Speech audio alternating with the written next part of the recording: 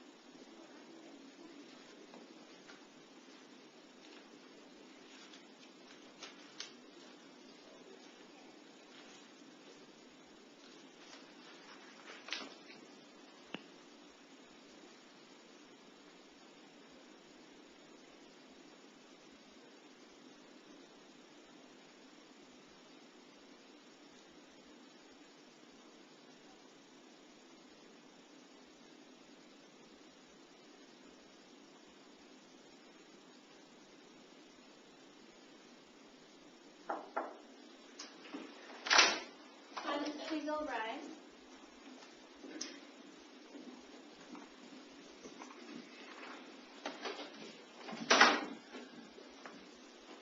Good morning, please sit down.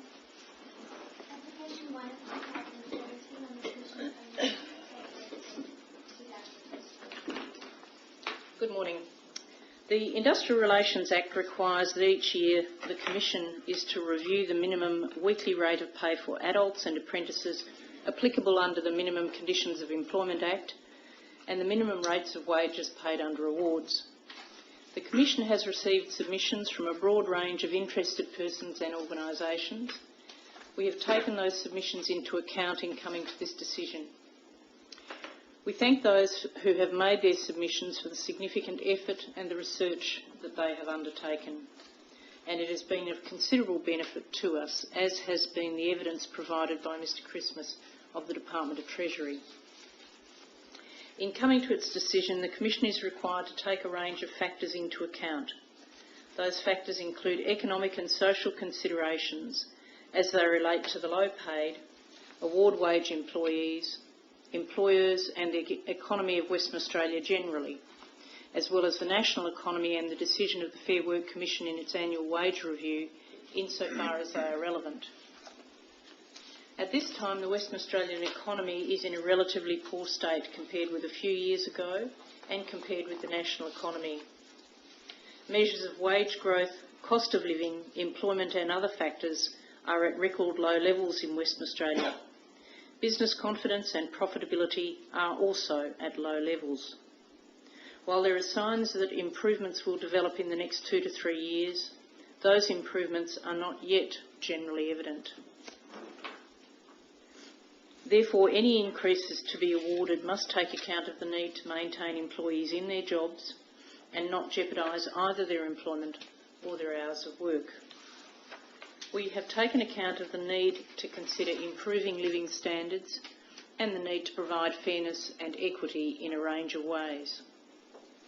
A submission was put to us that a substantial increase will have a stimulatory effect on the economy and as a consequence improve business conditions and job opportunities.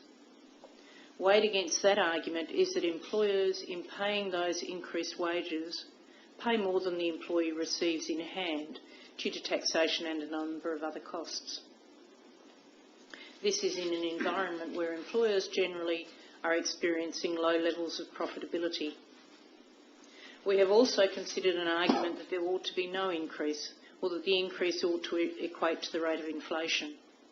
We are of the view that no increase, which amounts to a pay freeze, actually results in employees receiving a reduction in pay. While the economy is not in a particularly buoyant state, a pay freeze for the low-paid in particular is not justified and would adversely affect them, living standards generally, and not be equitable. We have decided, taking account of all of the issues, that the Western Australian minimum wage should be increased by $16 per week to $708.90. This will again reduce the gap between the Western Australian minimum wage and the national minimum wage, taking that gap to $14.61. We note, however, that parity with the national minimum wage is not a major consideration for us, particularly where other considerations are more significant given the circumstances.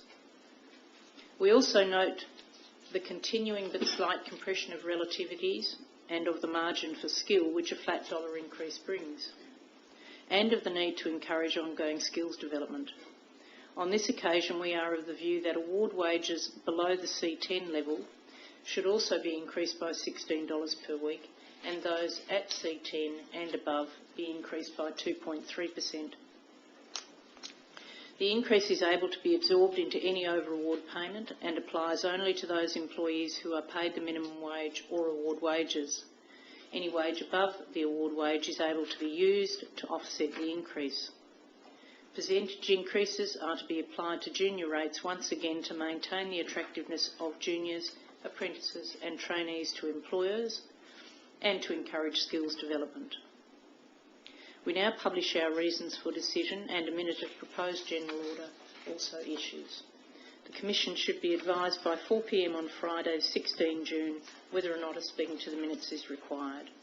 If a speaking to the minutes is required, it will be dealt with on the papers, and written submissions should be received by 4 p.m. on Monday the 19th of June.